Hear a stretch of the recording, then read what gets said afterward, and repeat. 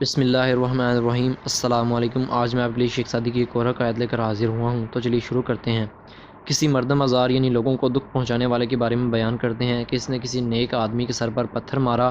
اس درویش میں بدلہ لینے کی طاقت نہ تھی، اس لیے اس نے وہ پتھر اٹھا کر حفاظت سے رکھ لیا، یہاں تک کہ ایک موقع پر بادشاہ کو اس مردم آزار لشکری پر کسی وجہ سے طیش آ گیا اور اس نے اسے کنویں میں قید کر دیا۔ جب درویش کو اس واقعے کی خبر ہوئی تو وہ اس کنویں پر گیا اور وہی پتھر اس کے سر پر دے مارا۔ وہ لشکری نیچے سے بولا، تو کون ہے اور تو نے یہ پتھر مجھے کس لیے مارا ہے؟ درویش نے جواب دیا، میں فلاں یعنی وہی آدمی ہوں اور یہ وہی پتھر ہے جو تو نے فلاں روز میرے سر پر مارا تھا۔ پھر لشکری نے پوچھا کہ تو اتنا عرصہ کہاں رہا؟ نیک آدمی نے جواب دیا کہ اس وقت میں تیرے مرتبے اور دبدبے سے ڈرتا تھا، اب میں نے تجھے کنویں میں دیکھا تو اس موقع کو غنیمت جانا اور تیری اس صورتحال سے میں نے فائدہ اٹھایا۔